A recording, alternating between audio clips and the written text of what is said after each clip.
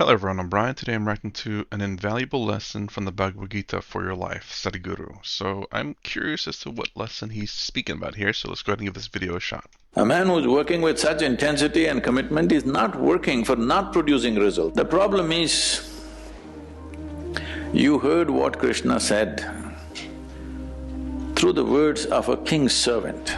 Whatever you wish to do in your life, you have goals. Whether it's art, music, spirituality, politics, business, you think you will do anything significant. That's all he's saying.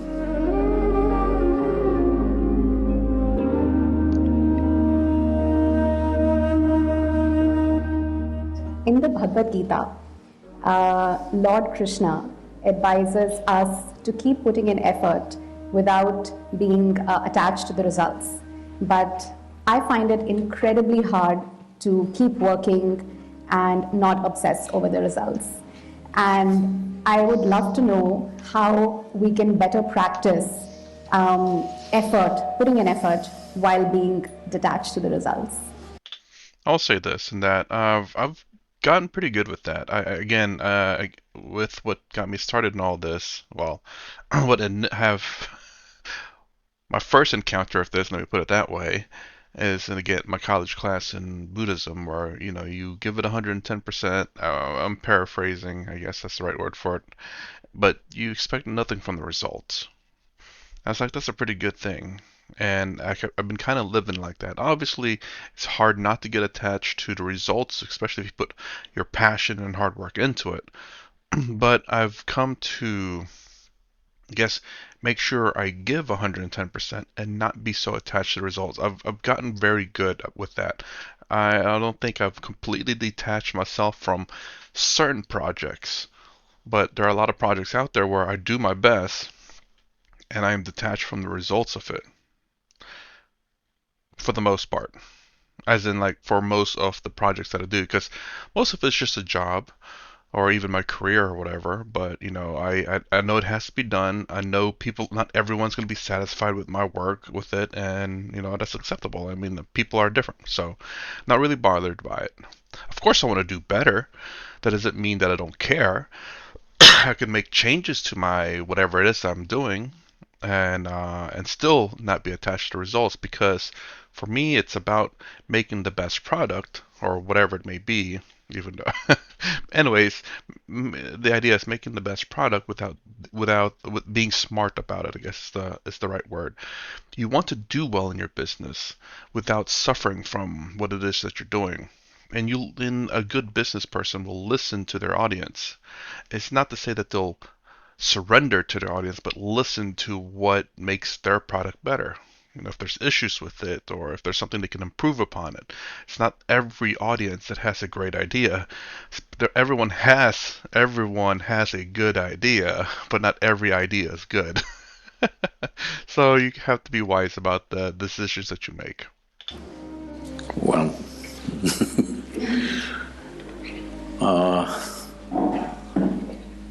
I'm not in any way well studied about any scripture. It's unfortunate, but I have to say I have not even read the Gita. But we know the life of Krishna, that people think Krishna means butter, girls and flute. But you need to understand this. All these things happened only till he was 16 years of age. So after 16, he lived an extremely committed life. His commitment was to marry the political process of the day with the spiritual process, because he saw, unless those who wield power are essentially in their experience have a larger sense of life and an inclusive sense of identity, not my family, my children, my husband, my wife, this stuff. You have a larger sense of identity, only then you must wield power. Otherwise, it will lead to corruption. People say, power is corruption. Power is not corruption. Limited identity is corruption. They believe they're doing the right things and they're doing the horrible things all the time because their identity is so small. So he was trying to change this. This was his whole life's mission. And always working for results. Hello? A man who's working with such intensity and commitment is not working for not producing results. Obviously, he's working for results. The problem is, you heard what Krishna said through the words of a king's servant. Nobody else told you. He only spoke to Arjuna. Arjuna never spoke. He lived for 36 years after that incident, but he never uttered one word what Krishna told him. Have you heard anywhere? He ruled as a king, but never once he said, Krishna told me this on the battlefield, not once. So everything that you have heard is only from Sanjaya, who was a king's servant. You must understand the quality of a king's servant, he's very reliable. I never thought about that. It makes me go back to watching Swami Taratmadanda's videos on the Bhagavad Gita.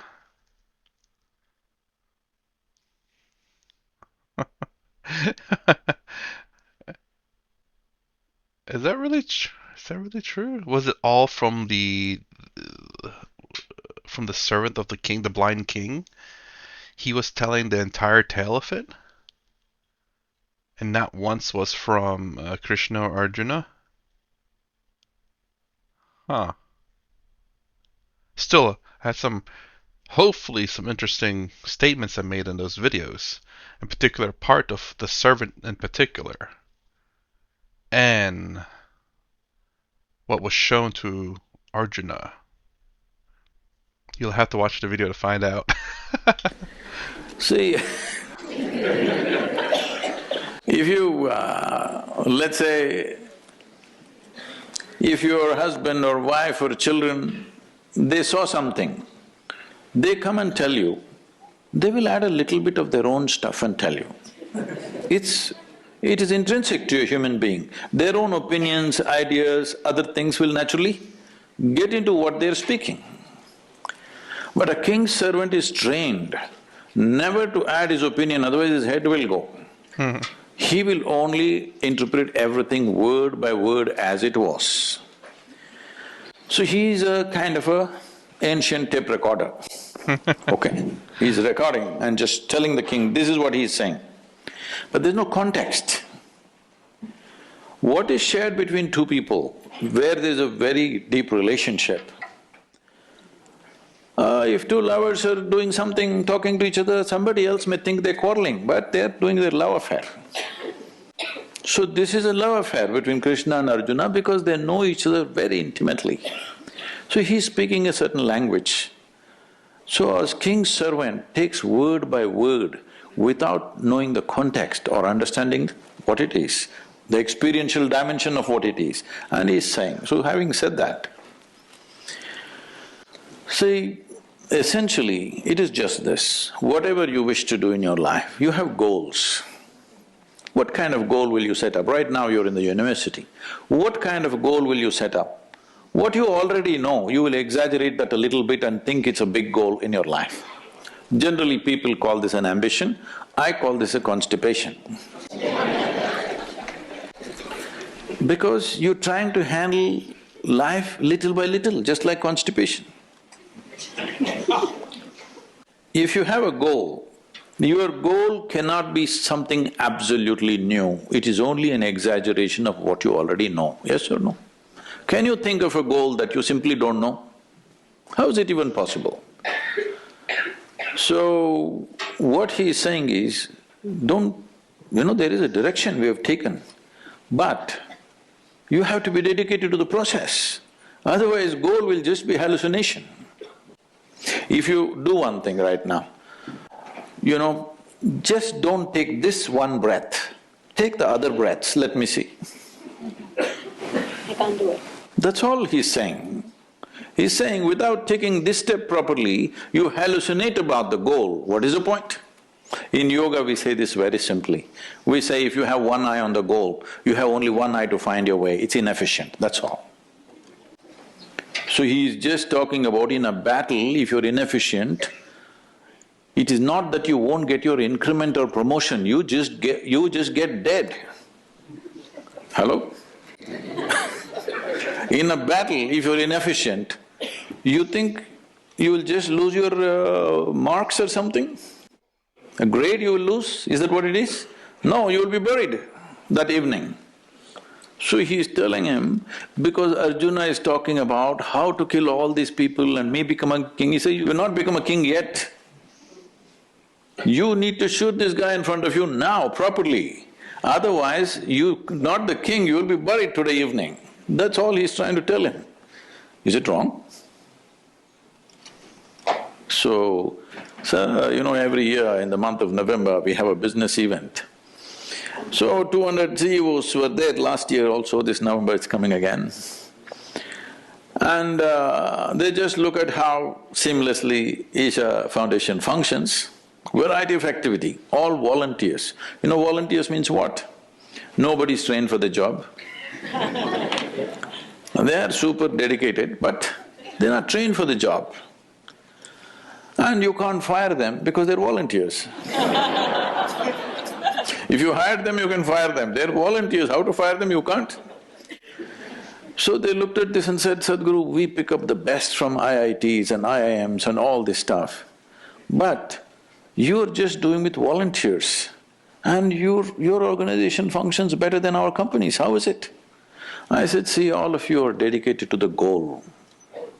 Here, I have continuously instilled in people that you're absolutely devoted to the process.